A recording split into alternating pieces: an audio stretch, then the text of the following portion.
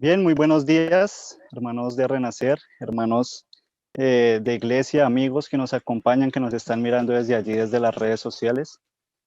Es de sumo gozo poder compartir con ustedes en esta mañana la palabra de Dios.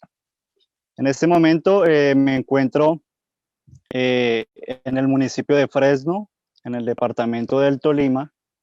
Aquí estamos realizando un proyecto misionero. Hace aproximadamente 4 años lo iniciamos.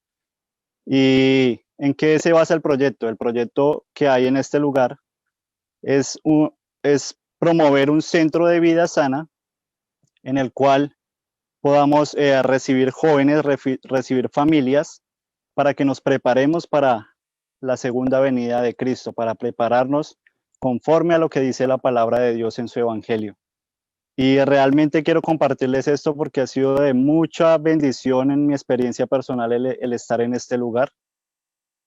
Cuando Dios aparejó la tierra en este lugar, pues era un reto, ¿no? Eh, teníamos un propósito. ¿Cuál era ese propósito? El de exaltar el nombre de Dios por medio de esta obra. Cuando la tierra se dio, no había ninguna casa. Era necesario comenzar de cero. Y hoy, hermanos, les puedo decir que Dios ha sido muy grande. Hoy tenemos ya 6 construcciones en las cuales ya está funcionando la fundación. Se llama Centro de Vida Sana Fundación Mahanaín. Y hoy puedo compartirles mi experiencia porque Dios ha sido muy grande conmigo y asimismo con los hermanos que han compartido esta experiencia conmigo. Me alegra mucho nuevamente poder compartir con ustedes, especialmente con mis hermanos de Renacer. Son mi familia en Cristo, crecí con ustedes y les doy muchas gracias por la oportunidad que me dan en este momento de compartir la palabra de Dios. No sé cómo ustedes miren este libro o cómo tengamos la experiencia con la palabra de Dios. Puede ser que llevemos muchos años en la iglesia, puede ser que nuestra experiencia con Cristo lleve muchos años, pero hoy debemos hacernos un examen. ¿Cómo yo considero este libro? Y después de terminar este tema, vamos a llegar a la conclusión de que la palabra de Dios es veraz. La palabra de Dios tiene poder para transformar nuestra vida, si así lo permitimos. Y ese precisamente es el tema de esta mañana. Quiero compartirles algunas diapositivas antes de continuar con el tema.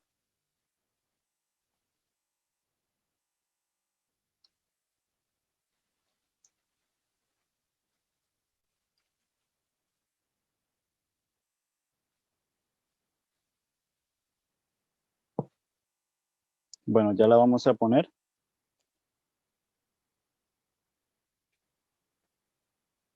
Ahí está. El poder de la palabra de Dios. No sé si ustedes piensan o creen que la palabra de Dios tiene poder. Y eso es lo que vamos a mirar en esta mañana. Si realmente nosotros como cristianos debemos considerar este libro como un mito, como una leyenda, como una letra que fue escrita en simples páginas o en un simple libro, pero no es así. La palabra de Dios, vamos a llegar a la conclusión hoy de que tiene poder y tiene gran poder para transformar un mundo en el cual el pecado ha causado tanto sufrimiento, ha causado tanta crisis y lo podemos ver hoy palpable ante nuestros ojos. Toda la crisis que podemos estar viendo en la actualidad. Entonces, vamos a mirar este tema. ¿Será que la palabra de Dios sí tiene poder realmente? Pero antes de eso, quiero que miremos una definición. Y no sé si ustedes cómo entiendan la palabra fe. ¿Qué es fe?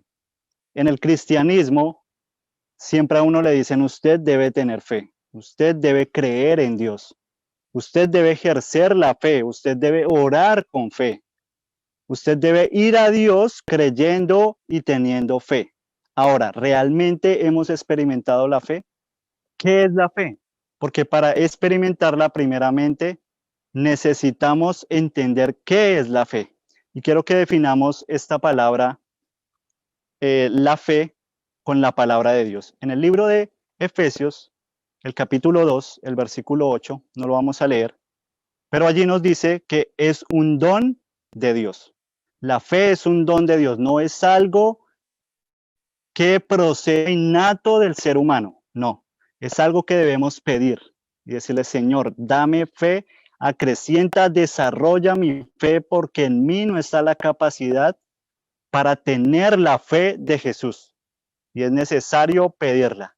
Entonces, primeramente, debemos entender que es un don, es un regalo que Dios nos da, pero un regalo se puede rechazar o se puede aceptar. Y Dios está esperando gozoso de que nosotros le extendamos la mano para que realmente podamos recibir ese don maravilloso que es la fe. Hoy precisamente estábamos hablando acerca de los dones en el repaso de lección, pero uno de los mayores dones es el Espíritu Santo. Uno de los mayores dones es pedirle a Dios que acreciente nuestra fe y realmente podamos entender qué es fe y cómo podemos ejercerla. Otra definición la encontramos en el libro de Hebreos. En el libro de Hebreos, capítulo 11, el versículo 1, encontramos una definición concisa de lo que es fe.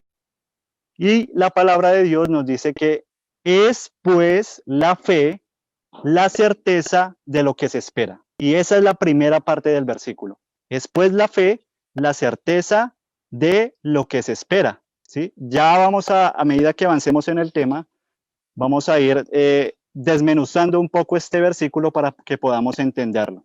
Allí nos está planteando una definición de la fe en Hebreos 11, pero necesitamos desmenuzarla, ir un poco más profundo para poder entender qué significa esta definición que nos da Hebreos 11. Y como segunda parte, en el mismo versículo de Hebreos 11, nos dice que es la convicción de lo que no se ve. Es pues la fe, la certeza de lo que se espera, en primer lugar.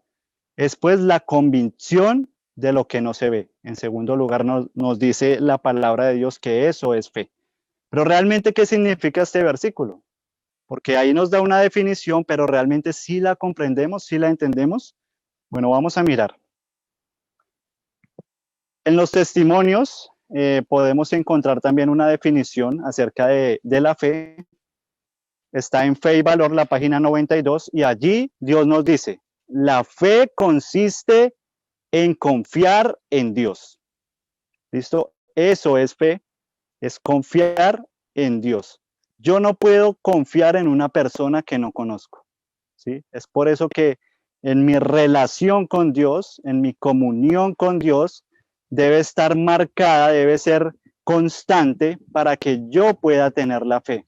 Porque para confiar en Dios, para tener fe, desarrollar mi confianza en Él, necesito primero conocerlo. Yo no puedo confiar en una persona que no conozco. Cuando una persona se me acerca y yo no la conozco, pues realmente lo que yo siento es que no confío en esa persona. ¿Por qué? Porque todavía no la conozco realmente como es. Y debemos conocer a Dios para que realmente podamos cada día confiar en Él. Además nos dice, la fe consiste en confiar en Dios, en creer que nos ama y sabe, ¿quién sabe? Dios. Él sabe lo que es mejor para nuestro bien. ¿Yo sé lo que es mejor para mi bien? No. ¿Quién sabe lo que es mejor? Dios sabe qué es lo mejor para mi vida. Y sigue diciendo, así, en vez de nuestro camino, nos induce a preferir el suyo. En vez de preferir mi camino, en vez de tomar mis decisiones aparte de Dios, la fe me induce a ir, Señor, muéstrame cuál es el camino que tú quieres que ande. Y por eso es que Él nos invita en esta mañana para que entendamos que la palabra de Dios tiene poder, pero debemos conocerla. Debemos saber cuál es la voluntad de Dios expresada en su palabra. Y si la conocemos, Él nos va a llevar a confiar en Él y poder vivir de toda palabra que sale de la boca de Dios. Y en vez de preferir mi camino y de mirar mi perspectiva de la vida y mi perspectiva de lo que es lo bueno, voy a preferir el camino que Dios me muestra porque sé que es el mejor y es para mi bien. Eso es lo que nos dice en los testimonios acerca de lo que es fe. En otra cita también podemos encontrar algo importante de lo que es la fe. porque la fe no es solo creer. La fe, aunque hace parte del creer, yo creo en Dios, yo creo en Jesús, yo creo que Jesús murió por nosotros, yo creo que Jesús perdona los pecados. Hay algo más en la fe, algo más profundo. ¿Quieren saber qué es? Miren lo que dice. La Biblia dice que los demonios lo creen y tiemblan. Ahora, ¿los demonios tienen fe porque solamente creen? No necesariamente. Los demonios no tienen fe. Sin embargo, creen porque ellos saben quién es Dios y lo conocieron una vez. Entonces, esa es la definición que nos muestra el espíritu de profecía. Hay algo más, no es solo creer en algo. Hay muchas denominaciones hoy que dicen, yo solo necesito creer en Jesús, pero no necesariamente debo guardar los 10 mandamientos, porque con solo creer en Jesús ya soy salvo. Y eso es cierto, lo que dice la Biblia. Cree en el Señor Jesucristo y serás salvo tú y tu casa. Pero ese creer es más profundo, es confiar, es desarrollar mi fe en Dios. ¿Y qué es desarrollar mi fe en Dios? Vamos a mirar. Donde no hay solo una creencia en la palabra de Dios. Miren, no solo debe haber una creencia en la palabra de Dios, sino una sumisión de la voluntad a Él. ¿Qué significa esto? Yo puedo leer las escrituras y yo puedo leer un texto. Digo, Señor, yo creo en lo que tú dices, porque tú lo has escrito, yo sé que es la palabra revelada por medio del Espíritu Santo a los hombres y entiendo que lo debo creer, lo creo. Pero ahora, ¿me someto a lo que Dios dice? ¿Me he sometido, he sido sumiso a la voluntad de Dios, a lo que Él me está diciendo? Dios me puede decir muchas cosas. Dios puede mostrar cuáles son sus requerimientos para sus hijos. Yo puedo creer en ellos, pero ahora mi vida está mostrando que yo le estoy creyendo a lo que Dios me está diciendo. Yo estoy haciendo y aceptando la voluntad de Dios en mi vida. Eso es lo que debemos preguntarnos. Donde se le da el corazón y los afectos se fijan en él, allí hay fe. Allí hay fe. En creer, pero también en someterme, en la sumisión de la voluntad de Dios a él, de mi voluntad a su voluntad.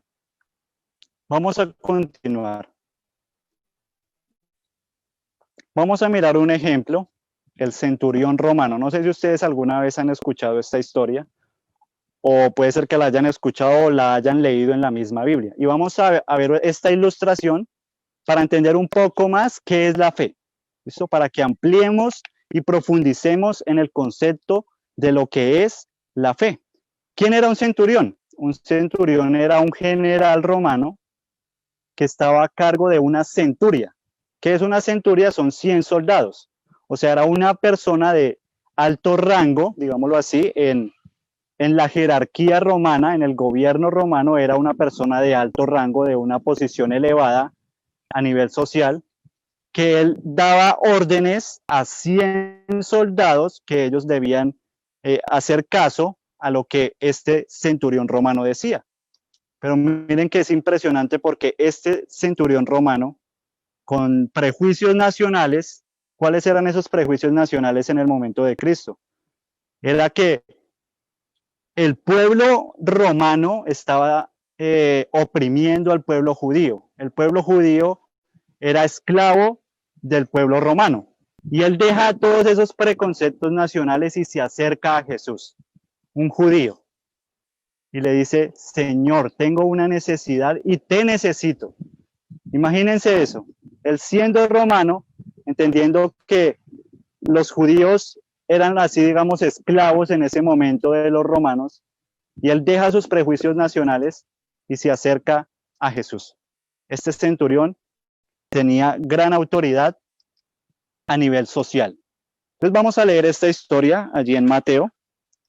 Vamos a ir a Mateo rápidamente, capítulo 8.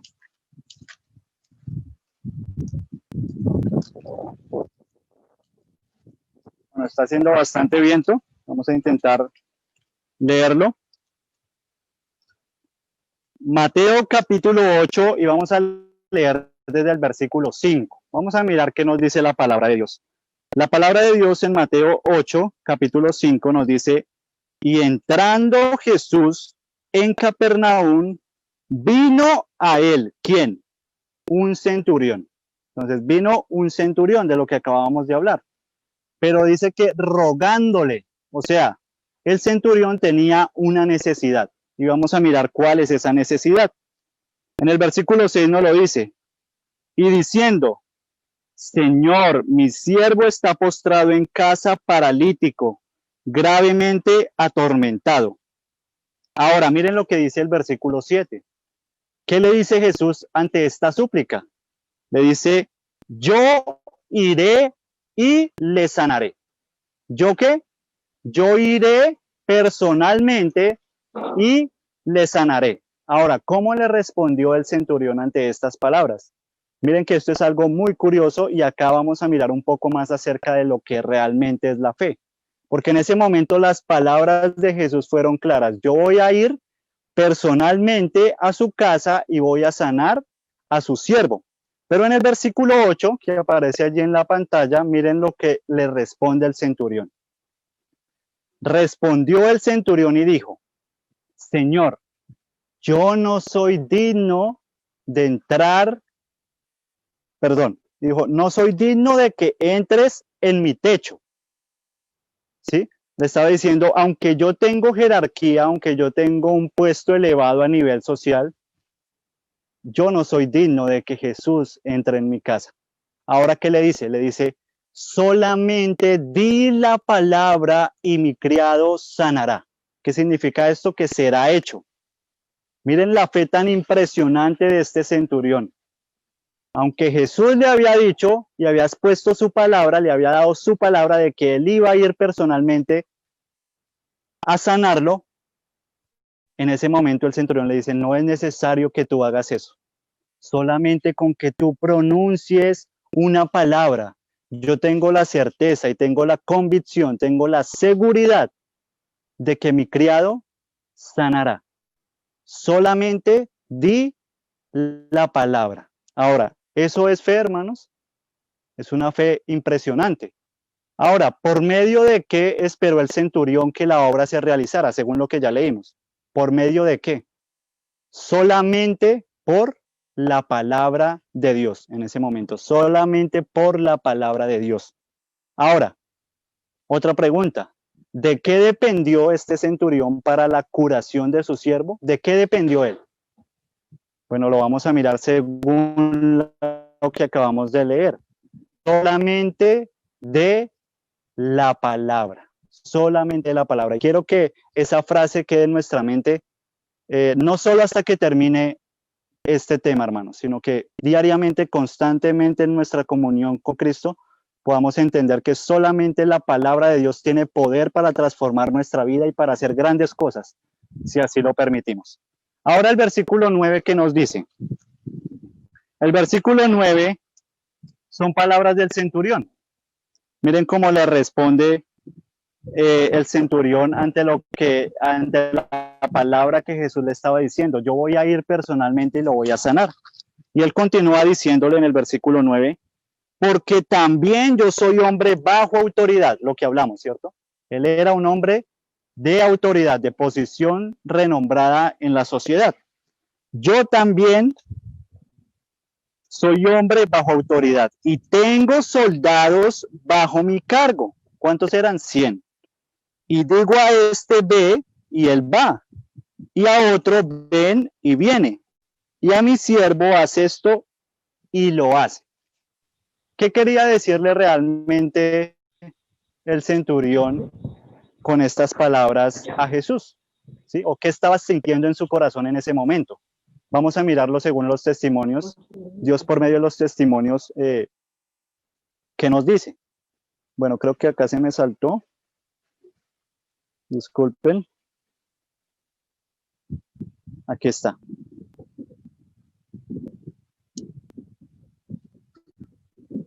Vamos a mirar una cita en el espíritu de profecía, en el deseado de todas las gentes. Allí nos amplía un poco más lo que dice este versículo. Y miren lo que realmente estaba sintiendo el centurión en su corazón en ese momento. Vamos a leerlo. como yo represento el poder de Roma, eso era lo que le estaba diciendo el centurión a Jesús, y mis soldados reconocen mi autoridad como suprema, así tú, Jesús, representas el poder del Dios infinito y todas las cosas creadas obedecen a tu palabra. Eso era lo que le estaba diciendo, porque al decir solamente diga la palabra, él estaba entendiendo que Jesús era soberano y que él podía, por medio de su palabra, traer a la existencia lo que él creó. Estaba diciendo, usted es el creador, usted es el soberano, usted tiene poder. Con tan solo pronunciar su palabra, estoy completamente convencido de que mi siervo va a sanar. Y sigue diciendo el deseo de todas las gentes. Puedes solamente por la palabra ordenar a la enfermedad que se aleje y te obedecerá. Puedes llamar a tus mensajeros celestiales y ellos impartirán virtud sanadora. Pronuncia solamente la palabra. ¿Y qué? Y mi siervo sanará. Miren lo que tenía en el corazón en ese momento el centurión.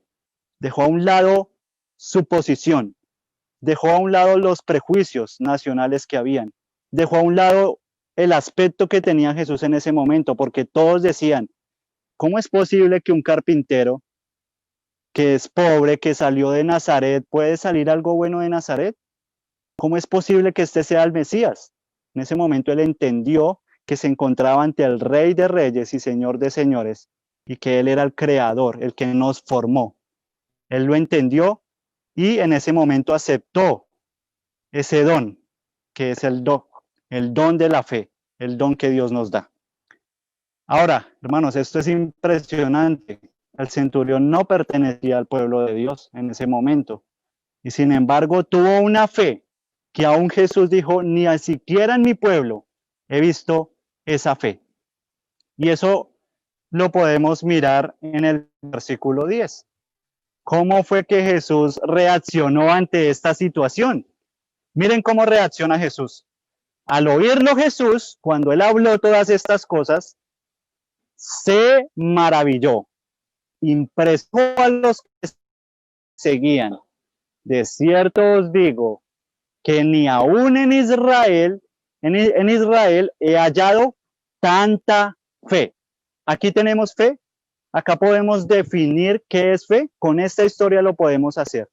Y ahorita vamos a unir Hebreos 11 con la historia del centurión de Mateo, para que podamos comprender un poco más el concepto de fe. Ahí nos lo dice en la pantalla, al leer esta historia, tenemos un concepto más amplio de lo que es la fe. Entonces vamos a definirla nuevamente, ¿listo? Rápidamente para que podamos entenderla. Primero, en Hebreos 11, nos decía que la fe es la certeza y certeza significa confianza, realidad.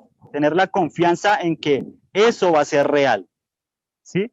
Tener la certeza de lo que yo espero. Yo espero que la palabra de Dios se cumpla. Eso es lo que está diciendo Hebreos 11. Entonces, según esta primera parte del versículo, podemos definir la fe, es esperar que la palabra de Dios cumpla lo que dice, ¿cierto? Es esperar que esa palabra, como yo creo en lo que ella dice, yo espero que esa palabra cumpla lo que dice, pero no solo me quedo ahí. Hay una segunda definición allí en Hebreos, o es más amplio, el concepto lo amplía más en esta segunda parte. También nos dice que es la convicción, y convicción es tener la seguridad de lo que no se ve. Entonces, ¿cómo podemos definir según uniendo la historia del centurión y uniendo la definición de Hebreos 11, cómo podemos definir la fe con estos conceptos? Es esperar que la palabra de Dios cumpla lo que dice, la palabra de Dios puede cumplir lo que ella dice, pero también tener la seguridad, tener la convicción, estar totalmente seguro de que esa palabra se va a cumplir, ¿sí? Porque yo puedo esperar por mucho tiempo que la palabra de Dios cumpla lo que dice, y un ejemplo claro es la segunda venida de Cristo. ¿Cuántos años hemos esperado que Jesús venga por segunda vez? Y lo hemos esperado y lo hemos creído. Pero ahora yo les pregunto, hermanos, ¿todavía yo tengo la convicción y la seguridad de que eso se va a cumplir? porque puede ser que ya tanto tiempo, en tanto tiempo que ha pasado, yo haya perdido esa convicción y esa seguridad. Y debemos tener mucho cuidado porque el enemigo quiere cegar nuestra mente, de tal forma que, digamos, el tiempo es demasiado largo, todavía hay mucho tiempo, pero no sabemos el día ni la hora cuando Cristo aparezca en las nubes de los cielos, cuando se cierre el tiempo de gracia y ya no haya más oportunidad sobre la tierra. Es por eso que cada día esa seguridad y esa convicción debe ser más certera en nuestras vidas. Entonces, ¿qué es la fe? Uniendo esas dos definiciones, ahí ustedes lo pueden mirar en la pantalla, ¿sí? Y ya lo habíamos leído, es esperar que la palabra de Dios, esta palabra, cumpla lo que ella dice, pero también tener la seguridad de que esa palabra va a cumplir lo que ella me está diciendo. En ningún momento yo retrocedo a la convicción que yo tengo. Esa convicción debe permanecer latente en mi corazón. Bueno, no sé realmente qué está pasando con las diapositivas, pero me la envía al final. Vamos nuevamente, acá está. Listo. Vamos a mirar ejemplos en la palabra de Dios con la definición de lo que es fe. Vamos a mirar un poco algunos ejemplos. Ya miramos un ejemplo con la segunda venida de Cristo. Pero hermanos, hoy necesitamos mirar la palabra de Dios desde un punto de vista distinto. No es cualquier palabra, no es una palabra que se equivoque. Y cada día debemos sacar tiempo de calidad con Dios para conocer cuál es su voluntad por medio de las Escrituras. Vamos a mirar un ejemplo y vamos a leer estos textos entendiendo lo que es la fe. Entonces vamos a mirar Ezequiel, vamos a ir allí. Los que tienen sus Biblias pueden ir allí, o si lo quieren mirar allí en la pantalla, no está el texto, pero pues está un resumen. Y vamos a mirar en Ezequiel 36, 26 lo que la palabra de Dios nos dice. Y vamos a mirar si realmente yo estoy creyendo en lo que la palabra de Dios dice y tengo la plena seguridad de que eso puede ser real si así lo quiero. Ezequiel, capítulo 36.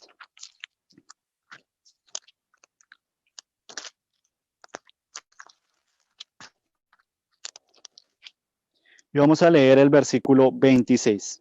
Miren lo que nos dice Dios. Es la misma palabra creadora de Dios la que nos está hablando.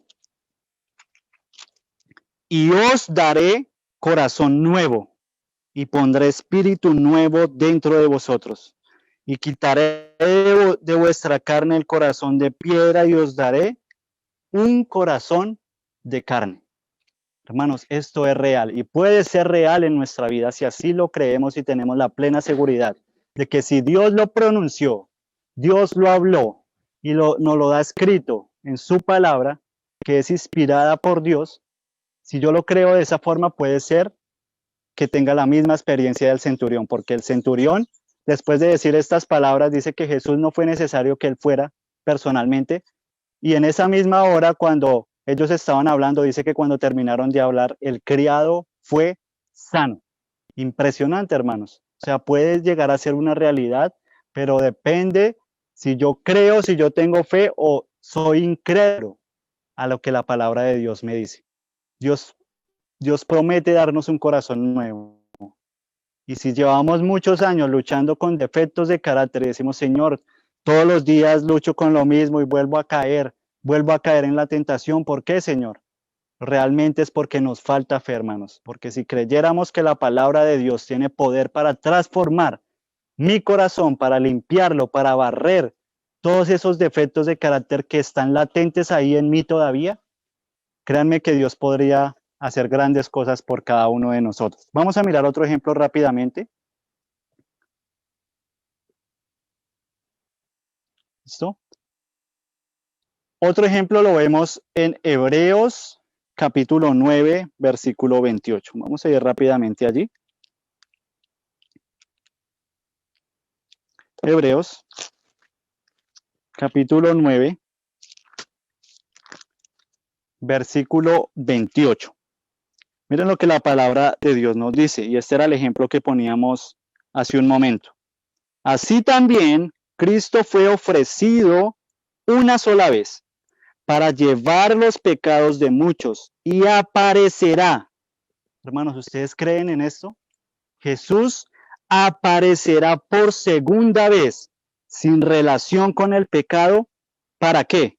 Para salvación de los que le esperan. De los que ¿qué? Le esperan, los que tienen la convicción de que eso va a ser real y los que han permitido de que Dios realice la obra en su corazón. Otro ejemplo, hermanos. La voluntad de Dios siempre ha sido que sus hijos vivan en medio de la naturaleza. Ahora, ¿ustedes creen en esto, hermanos? Porque la palabra de Dios es muy clara. Y vamos a mirar qué dice Dios en cuanto a esto. Primero, ¿cómo fue en la creación? Vamos a ir rápidamente a Génesis capítulo 2.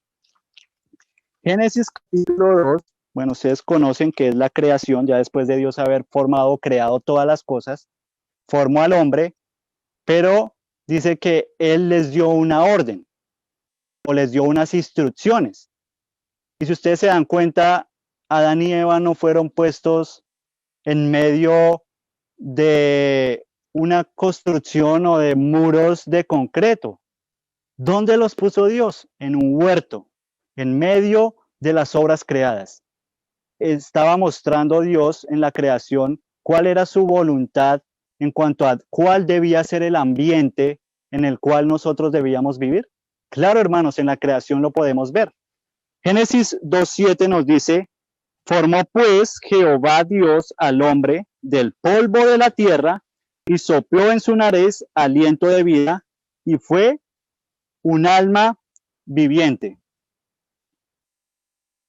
El versículo 8 nos dice: y Jehová Dios plantó, después de que creó al hombre, dice que plantó él mismo, Jesús mismo, con sus propias manos, plantó un huerto en el Edén al oriente y puso allí al hombre que había formado. Impresionante, desde el principio, desde nuestro origen, Dios nos está mostrando en que debemos estar en contacto con su segundo libro, que es el libro de la naturaleza, porque por medio de él también podemos conocerle, acrecentar nuestra fe y cada vez confiar más en él. En el versículo 15 del mismo capítulo 2 nos dice: tomó pues Jehová Dios al hombre y le puso en el huerto del Edén. ¿Para qué? Para que lo labrara y lo guardase. ¿Para qué, hermanos? Para que trabajara la tierra. Increíble, hermanos. ¿Cuál fue la posición en la cual Dios puso a Adán y Eva en el principio? Hoy en día, esta posición, un agricultor, una persona que trabaja la tierra, es algo denigrante para la sociedad. Pero ¿cómo lo ve Dios? Es una de las mejores ocupaciones en la cual Dios puede poner al hombre. Y eso debemos entenderlo y que quede claro en nuestra experiencia con Dios. ¿Por qué? Porque esa fue la ocupación que Dios nos dio como al ser humano desde que fue creado.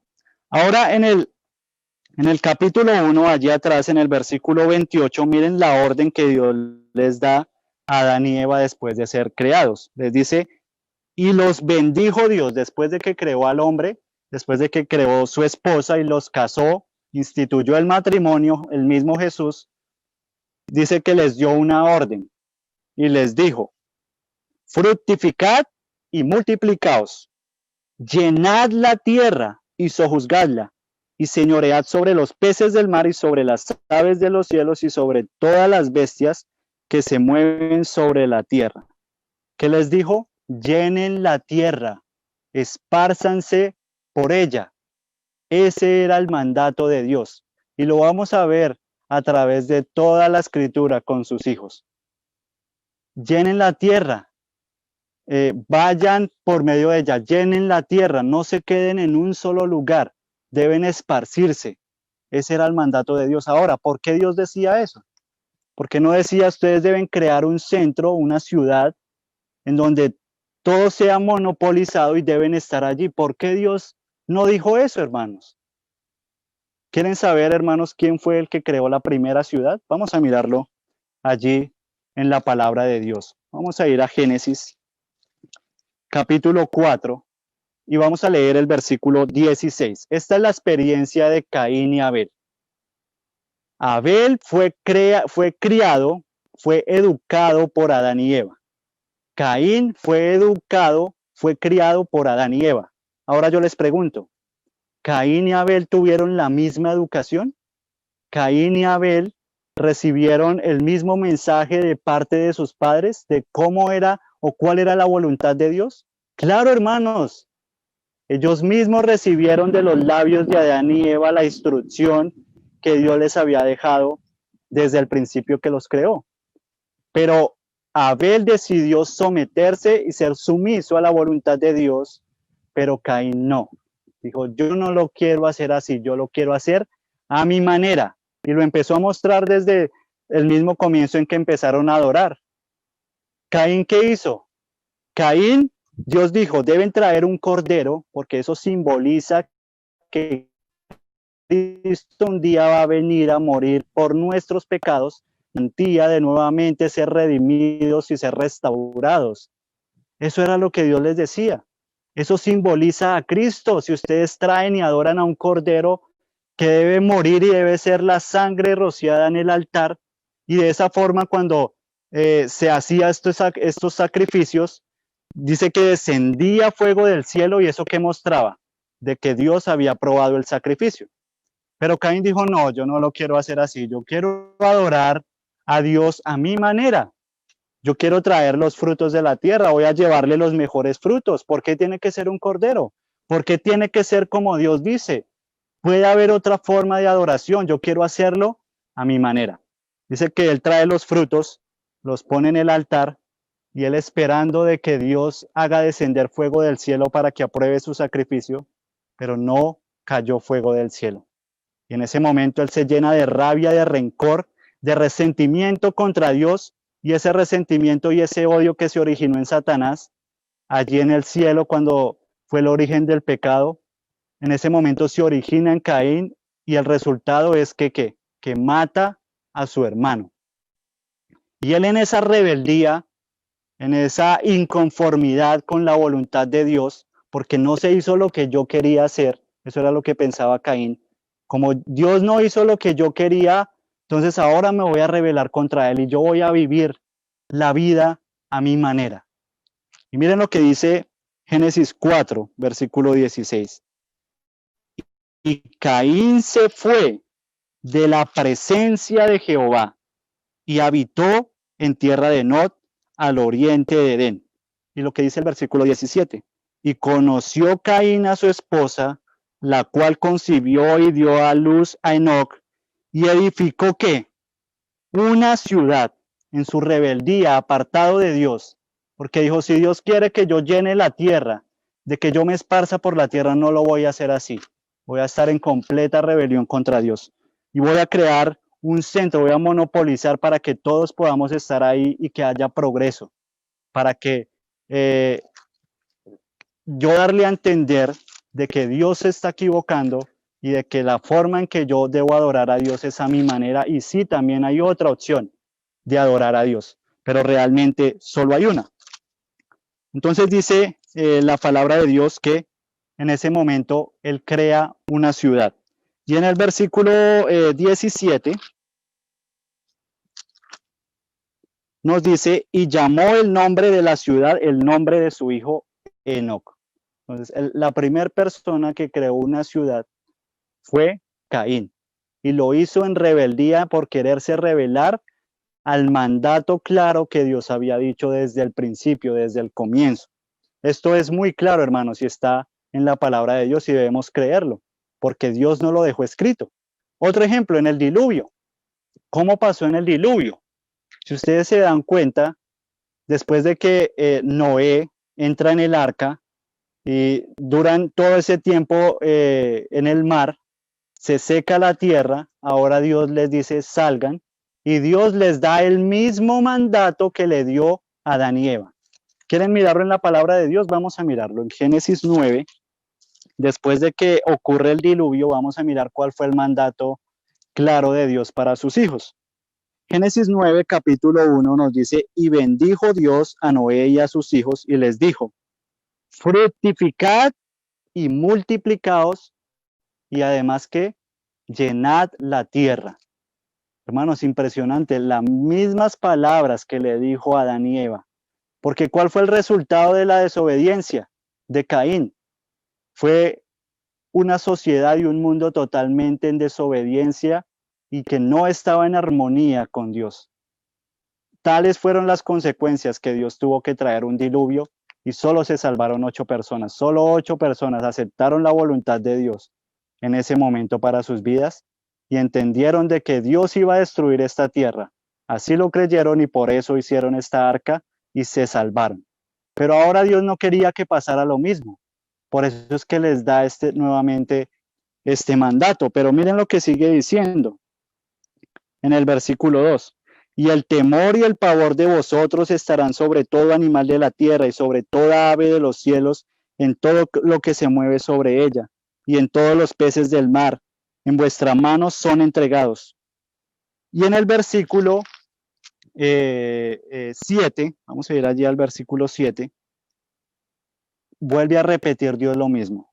Mas vosotros fructificad y multiplicaos, procread abundantemente en la tierra y multiplicaos en ella. Ahora, ¿qué hicieron los hijos de Dios? Dice que uno de los hijos de Noé se rebeló contra esta palabra nuevamente como Caín. ¿Y qué hizo? Dice que empezaron a mirar la llanura, dijeron, oiga, este sitio es muy bonito para nosotros monopolizarnos y no esparcirnos sobre la tierra. ¿Y qué crearon? Crearon una ciudad que la llamaron Babel, una torre que se llamó Babel en ese momento. Y vamos a leerlo en el capítulo 11, en el capítulo 11 de Génesis, el versículo 2 nos dice, y aconteció que cuando partieron de oriente, hallaron una llanura en la tierra de Sinar y se asentaron allí. Y se dijeron unos a otros, vamos, hagamos ladrillo, cosámoslos con fuego. Y les fue el ladrillo en lugar de piedra y el betún en lugar de mezcla. Y dijeron, vamos, edifiquemos ¿qué? Edifiquemos una ciudad y una torre cuya cúspide llegue al cielo y hagámonos un nombre, hagámonos famosos, era lo que estaba diciendo en ese momento. Por si fuéramos esparcidos sobre la faz de toda la tierra. ¿Qué estaban diciendo? Dios dijo que debemos esparcirnos sobre toda la tierra, pero no, yo no lo pienso de esa forma.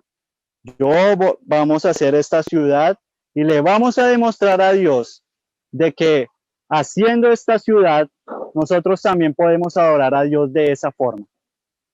Impresionante, hermanos, también estaban en rebeldía contra lo que Dios les estaba diciendo.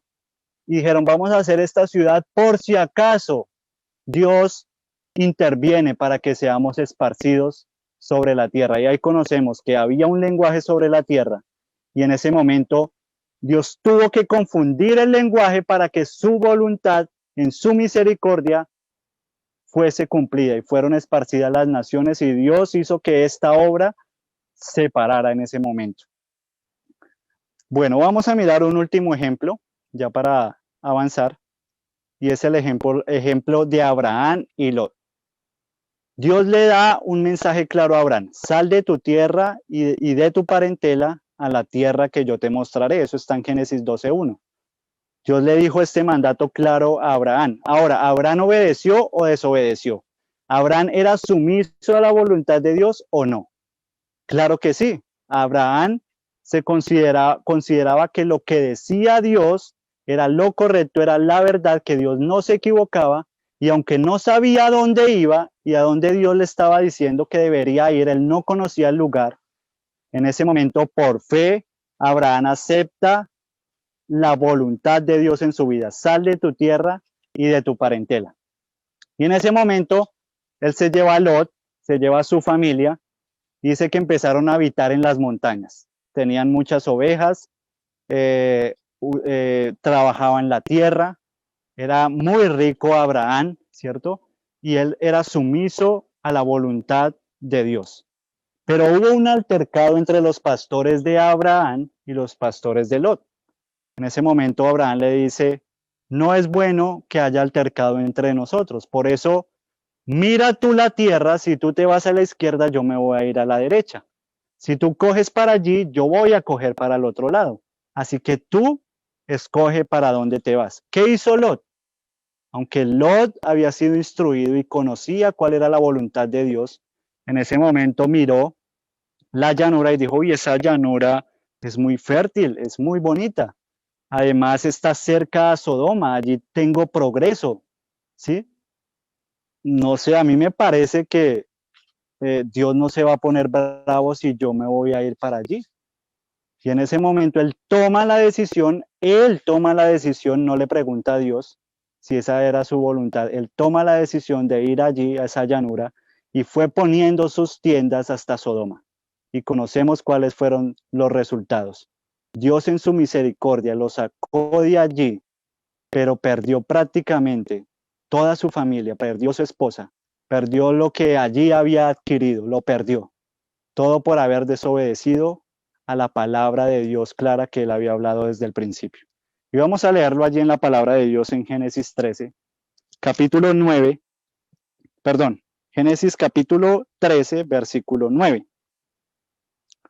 Estas son las palabras de Abraham cuando le dice a Lot, ¿cierto? No está la tierra delante de ti para que tú las cojas. Dice, no está toda la tierra delante de ti. Yo te ruego que te apartes de mí, Lot. Si vas a la mano izquierda, yo iré a la derecha. Y si tú vas a la mano derecha, yo iré a la izquierda.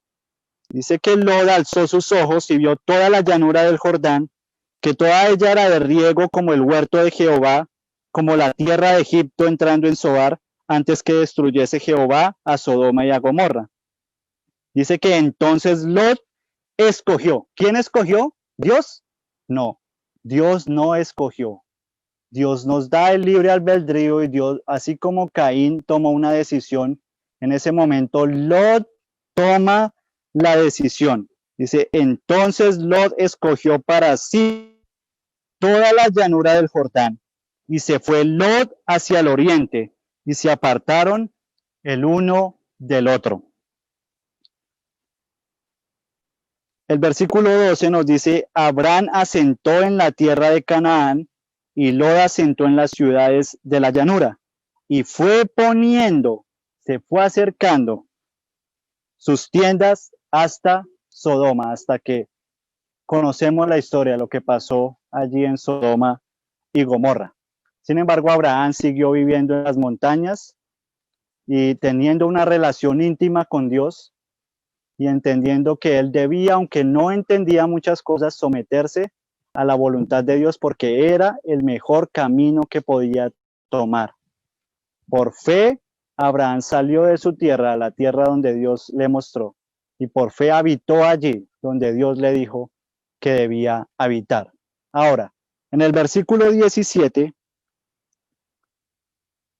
nos dice el mismo mensaje que Dios le dio a Adán y Eva que debían esparcirse, el mismo mensaje que Dios le da a Noé, ahora también lo da en este versículo. Miren lo que dice el versículo 17, levántate, ve por la tierra a lo largo de ella y a su ancho. Estas eran palabras de Dios a Abraham. Tú no vayas a ser como Lot. Levántate tú, ve por la tierra a lo largo de ella y a su ancho, porque a ti te la daré. ¿Y qué hizo Abraham? No, Señor, yo no creo que eso sea lo correcto. No, al contrario, se sometió a la voluntad de Dios porque conocía a Cristo, conocía a Dios, en su corazón tenía a Dios y sabía que lo que él decía era lo mejor para su vida. El versículo 18 dice, Abraham pues removiendo su tienda, vino y moró en el valle de Manre, que está en Hebrón, y edificó allí un altar a Jehová. Abraham siempre iba a donde Dios le decía. Si sus inclinaciones en ese momento le decían, yo debo ir para este lado, yo debo tomar esta decisión, él ponía por encima la palabra de Dios a sus deseos, a sus gustos y a sus inclinaciones, porque sabía que era la mejor decisión que podía tomar. Muy bien, hermanos. Según este tema, según lo que estamos hablando acerca de ¿la fe está relacionada con la palabra de Dios? Mucho. Y ya lo vimos en la historia del centurión, porque él al tener fe dijo, solamente es necesario que tú digas la palabra, y esa palabra tiene poder creador para quitar la enfermedad y dar la sanidad al cuerpo del criado del centurión. Entonces, la fe está muy relacionada con la palabra de Dios, y eso nos lo dice Romanos, el capítulo 10, el versículo 17. Romanos capítulo 10, versículo 17 nos dice, así que la fe es por el oír, y ese oír es por la palabra de Dios. Así que la raíz de la fe es la palabra de Dios. Eso es lo que nos está diciendo la Biblia. La raíz de la fe es la palabra de Dios, porque la fe es por el oír y ese oír es por la palabra de Dios. Así que está mal que lo pongamos como aparece en la pantalla. La raíz de la fe es la palabra de Dios. No, eso es lo que nos está diciendo la Escritura. Yo debo confiar plenamente en la palabra de Dios. Ahora, otra pregunta. ¿La palabra de Dios tiene poder para traer a la existencia? ¿Ustedes creen que será así? ¿La misma palabra, al ser pronunciada de Jesús, trajo a la existencia las cosas? Hermanos, eso a nuestra lógica, al razonamiento humano, es algo tonto, algo irónico. ¿Cómo es posible de que una persona al hablar traiga algo a la existencia? Eso es imposible. Por eso para la ciencia, para los filósofos, es tan difícil aceptar la creación. Por eso ellos ponen su fe en la evolución y creen en la evolución.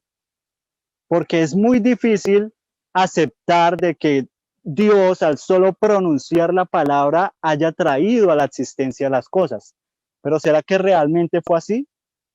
Porque aparentemente fue sencillo y nuestra mente no alcanza a imaginar cómo es posible de que Dios o Jesús al pronunciar una palabra traiga algo a la existencia.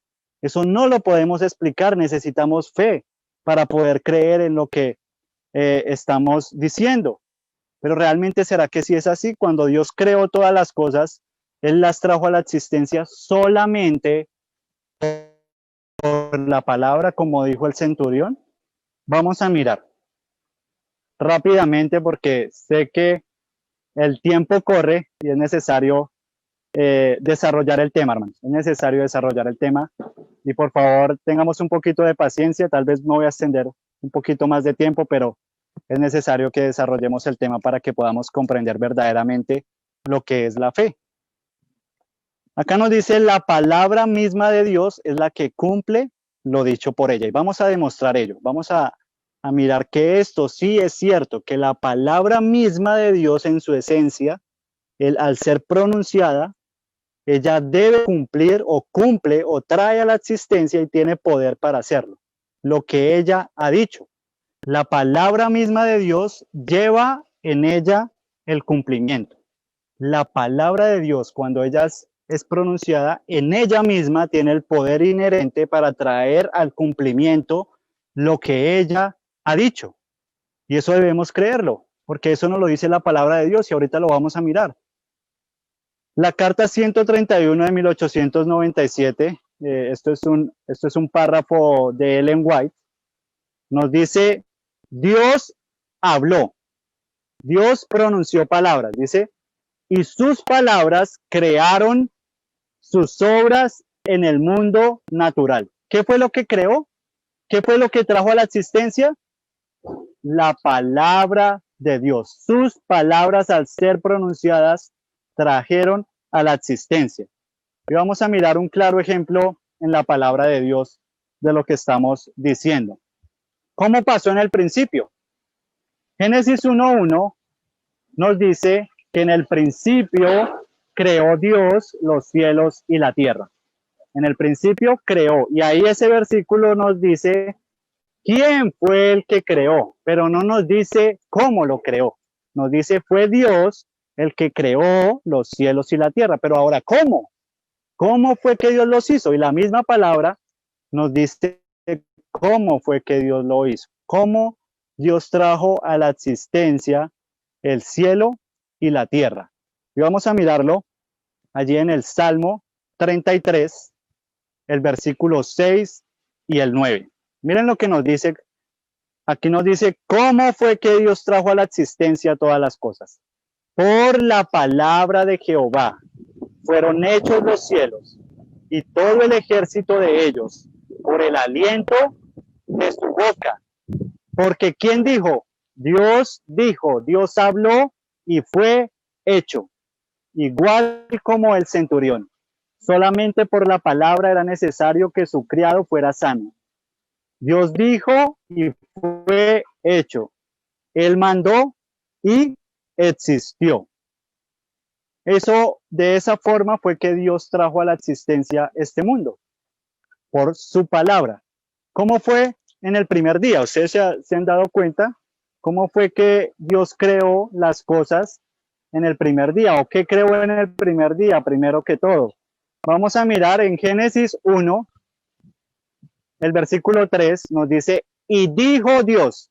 Ahí no dice, e hizo Dios. No. Ahí dice, Dios pronunció una palabra. ¿Y qué dijo? Sea la luz.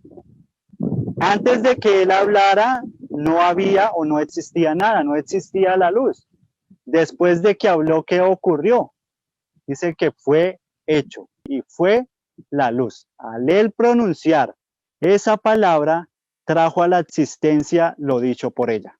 Ahora, en el día 2, Dios que creó en el segundo día. Y vamos a leerlo en Génesis capítulo 1, versículos 6 y 7. Nos dice la palabra de Dios. Luego dijo Dios.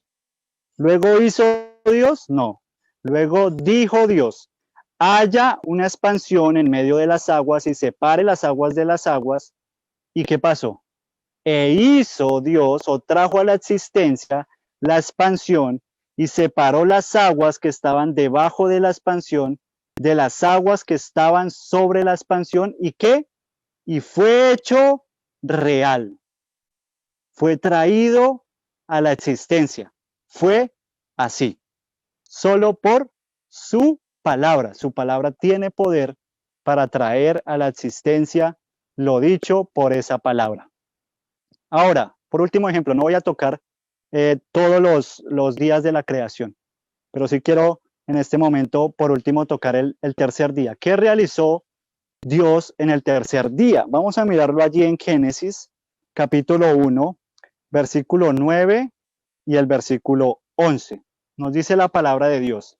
Dijo también Dios, júntense las aguas que están debajo de los cielos en un lugar y descúbrase lo seco. ¿Y qué? Y fue así. Después también dijo Dios, produzca la tierra hierba verde, hierba que da semilla, árbol que dé fruto, según su género, que su semilla esté en él sobre la tierra. ¿Y qué? Y fue así. Dios lo trajo a la existencia. Y asimismo lo podemos ver a través de toda la creación. Hubo solo una excepción. ¿Y cuál fue? Ustedes la conocen. En la creación del hombre.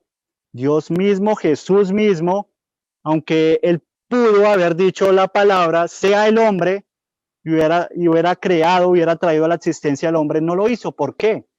Porque la creación era algo muy importante para él. Y él quería que entendiéramos esto, que nosotros somos hechos con sus mismas manos. Se tomó la tarea de venir a esta tierra y formar todos nuestros órganos, todo lo que nosotros vemos en nuestro cuerpo. El mismo Jesús se tomó la tarea de formarnos para mostrarnos el interés que él tiene por la raza humana. Pero aquí nos sigue diciendo la diapositiva. Antes de que dijese, no existía. Después de que él habló, fue hecho. Y se fue hecho solamente, hermanos, por la palabra de Dios. Y para esto se necesita ejercer la fe, para entender cómo es que Dios, por medio de su palabra, puede traer a la existencia lo que ella habla. Pero ¿por qué será así? ¿Por qué será que la palabra de Dios tiene una diferencia a la nuestra, cierto? Porque la podemos ver claramente. ¿Por qué la palabra de Dios lleva en ella el cumplimiento mismo? ¿Sí? Vamos a ver rápidamente para ir finalizando. Números, capítulo 23, versículo 19. Vamos a mirar y vamos a darle respuesta a esta pregunta. ¿Por qué la palabra de Dios lleva en ella misma implícitamente el cumplimiento o el poder para traer a la existencia? Números 23, 19 nos dice, Dios no es hombre. Por eso, Dios puede hacer eso porque Él no es hombre. Dice, no es hombre para que ¿qué? Para que mienta. Dios no puede mentir, es un atributo de su carácter. Él es la verdad. Él no tiene la verdad. Él es, en esencia, la verdad. O sea, en su esencia, Dios no puede mentir. Y como si Él pronuncia una palabra, tiene el poder para traerlo a la existencia por eso mismo, porque es un atributo de su ser. Él debe traer a la existencia porque Él no es hombre para que mienta, ni hijo de hombre para que se arrepienta. Y dice el versículo, Él dijo y no hará, habló y no lo ejecutará. Es claro lo que nos dice la Biblia, ¿cierto? ¿Por qué es que la palabra de Dios tiene en ella misma el cumplimiento? Este versículo nos dice que la palabra de Dios no es igual a la nuestra. Vamos a ver rápidamente ese contraste. La palabra de Dios en el lado izquierdo de sus pantallas, ustedes están mirando la pantalla en el lado izquierdo de su pantalla, dice palabra de Dios. Y vamos a mirar el contraste con lo que dice en la parte derecha de la pantalla, palabra del hombre. Ahora, miren el contraste claro y evidente de lo que estamos viendo en la palabra de Dios. La palabra de Dios no miente, no puede mentir, es su carácter, es un atributo de Dios. La palabra del hombre puede mentir, hermanos. Todo el tiempo no la pasamos mintiendo. Es que no tenemos el Espíritu de Cristo en nuestra vida. Esa es nuestra naturaleza y esa es nuestra inclinación. ¿Qué tengo que hacer para que yo pueda cumplir la palabra de Dios? Entonces yo debo pronunciar la palabra, pero también debo hacer algo para traer al cumplimiento lo que yo he dicho. Yo no puedo solamente pronunciar la palabra y por eso tener la seguridad de que yo la voy a cumplir. Debo traerla al cumplimiento y debo hacer mi parte para traerla al cumplimiento. Por eso es que yo también puedo mentir. Puedo decirles algo en este momento, pero no por eso quiere decir que lo que les prometo lo vaya a cumplir. Yo debo hacer mi parte para cumplir lo que yo he dicho por medio de mi palabra. Y allí sigue diciendo, la palabra de Dios tiene en sí misma el poder para cumplir lo que dice. No vuelve a Dios vacía. O sea, cuando Dios la pronuncia, tiene que hacer lo que ella dijo porque no puede regresar vacía. En cambio, en la nuestra sí. Aunque la pronunciamos, puede devolverse vacía porque depende de que yo la traiga al cumplimiento o no. Con Dios no pasa así. La misma palabra de Dios tiene el poder para traer a la existencia. Y quiero que nuevamente miremos el texto con el que iniciamos. El texto en los preliminares. Isaías 55, 10 y 11. Dice, porque como desciende de los cielos la lluvia y la nieve, y no vuelve allá, sino que riega la tierra, primero riega la tierra antes de regresar, ¿cierto? Porque conocemos cómo es que funciona, ¿cierto? Nuevamente el vapor de agua sube para nuevamente caer, pero primero dice que riega la tierra y la hace germinar y producir, y da semilla al que siembra y pan al que come. Y acá dice, así será mi palabra que sale de mi boca. No volverá a mí vacía, sino que traerá a la existencia, porque ella tiene poder implícito para traer a la existencia lo que yo quiero, lo que Dios quiere, no lo que el hombre quiera, no lo que yo pienso, sino hará la palabra de Dios, hará lo que Dios quiere y será prosperada en aquello para lo que la envíe. Es impresionante, hermanos, cómo es que funciona la palabra de Dios y cómo es que Dios trae al cumplimiento lo que ha dicho por ella. Y quiero finalizar, hermanos, con esta frase. El versículo nos decía claramente, hará lo que yo quiero. Ahí no dice, hará lo que ustedes quieran o lo que ustedes desean o lo que ustedes sientan en sus inclinaciones. No, ahí dice, hará lo que yo quiero. Por eso es que yo debo someterme a esa palabra, porque es el mejor camino por el cual yo puedo andar cuando así lo permito y así lo acepto en mi vida. Hará lo que yo quiero. Debemos aceptar y debemos observar lo que literalmente la Biblia dice. La palabra de Dios hará lo que Dios quiere. Dios hará lo que Él quiere, no lo que yo quiero. Es decir, yo acepto la voluntad de Dios en mi vida, no mi voluntad. Todo lo que Él quiere hacer, lo hace por su palabra. Todo lo que Dios quiere hacer, lo hace por su palabra. No se trata de que leas u oigas la palabra de Dios. No, no se trata de eso. No se trata de solo leerla. No se trata de solo oír como lo estamos haciendo ahorita. Y en muchas ocasiones yo me he sentado a escuchar la palabra de Dios. Y es importante leerla, es importante escucharla. Pero no se trata solo de eso. No se trata de gozar solo de esa experiencia. Y digas, yo tengo que hacerlo y yo lo haré. No se trata de que tú leas la Biblia y digas, bueno, ahora yo lo voy a hacer. Y no sé si a ustedes alguna vez le ha pasado esto. Cuando ustedes ven claro algo que Dios les está diciendo, debes hacer esto, les dicen, uy, Señor, sí, yo no lo había entendido de esa forma, yo lo voy a hacer, voy a cambiar en mis hábitos, ya voy a dejar mi vida pasada y lo voy a hacer. Pero no se trata de esto, no se trata de decir o escuchar la Biblia o leer la Biblia y decir, yo voy a hacer lo que Dios dice. No lo puedo hacer. Necesito pedir la fuerza y el poder del cielo para obedecer lo que la palabra de Dios me dice, obedecerla por amor.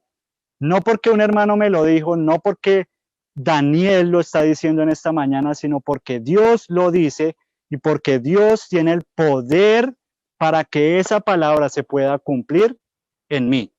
Debes abrir tu corazón a esa palabra, a fin de que ella cumpla en ti la voluntad de Dios. Hermanos, en este momento esa es la invitación, a que abramos nuestro corazón a la palabra de Dios para que ella pueda hacer su obra, lo que Dios quiere hacer en mi vida. Dejar a un lado todos mis preconceptos, lo que yo conozco que es bien hacer. Puede ser que yo esté equivocado, puede ser que el yo pensar de que estoy siguiendo el mejor camino, puede ser que esté equivocado cuando yo lo hago a mi manera y a mi forma, como yo pienso, como me han educado, como me ha educado la cultura, como me ha educado el ambiente en el que estoy. Puede ser que esté equivocado y eso debemos examinarlo en nuestro corazón. Si realmente el camino que yo estoy siguiendo hoy lo estoy haciendo para honrar y glorificar el nombre de Dios o lo estoy haciendo para deleitarme en mis placeres, en mis deseos que son egoístas por naturaleza. Pues, hermanos, Dios nos ayude para que eso pueda ser una realidad en nuestra vida. Y termina diciendo, no eres tú quien debe hacerlo, sino que la palabra de Dios misma es quien lo hará. No soy yo el que va a hacer esa obra en mí. Es la misma palabra de Dios que trajo a la existencia las cosas. Cuando Él pronunció y fue y trajo a la existencia, y con ese poder que es implícito en Dios para traer a la existencia, Él dijo, te daré un corazón nuevo. Y eso es una realidad. No va a ser una realidad, es una realidad, porque Dios ya lo dijo. Y si está escrito en su palabra es porque así Dios lo prometió y así lo va a hacer. Pero debo creer, debo tener fe en esa palabra de Dios. No soy yo, hermanos, sino es la palabra de Dios misma, es la que hará esa obra. Y tú mismo se lo has de permitir. Hermanos, Dios les bendiga. Vamos a hacer una oración para concluir. Les invito a que, si es posible, yo no lo puedo hacer en este momento, pero si es posible, allí donde usted está, pueda caer de rodillas ante Dios y decirle, Señor, por mucho tiempo he hecho mi voluntad. He hecho lo que a mi parecer parecía lo correcto. Y no he aceptado completamente tu voluntad en mi vida. Tú me has hablado de muchas formas. Tú llevas años diciéndome muchas cosas, muchas instrucciones. Pero aunque yo lo acepto como palabra verdadera de Dios, no me estoy sometiendo a ella. No soy sumiso a tu voluntad, Señor. Y es por eso que en esta mañana, hermanos, los invito para que caigamos de rodillas y le podamos decir esto a Dios. Vamos a orar. Cariñoso y buen Padre Celestial, gracias, Señor, por esta oportunidad. En este momento, Señor, en el mundo se están viendo cosas que nunca habíamos visto antes. Y es necesario en este momento tomar decisiones para vida eterna, de someternos a tu voluntad, de que aunque no lo entendamos ahorita, si tú nos dices, debes hacer esto, debes ir allí, debes hacer esto, debes hacer lo otro, o Dios nos dice claramente cuáles son sus requerimientos, hermanos, nosotros debemos realmente aceptar esa voluntad en nuestra vida. Padre, por favor, que eso sea una realidad. Ayúdanos porque te necesitamos en nuestra vida. Y tú extiendes el tiempo de misericordia, Señor. Hoy podemos ver claramente que cuando tú hablas una palabra, tú no te equivocas. Y a medida que pase el tiempo, a medida que se vayan desarrollando las escenas finales de esta tierra, aunque no entendamos con claridad hoy, nos daremos cuenta de que tu palabra es veraz, de que tu palabra tiene la razón y de que tu palabra debemos aceptarla en nuestra vida porque es el mejor camino que podemos seguir. En el nombre de Jesús. Amén. Amén.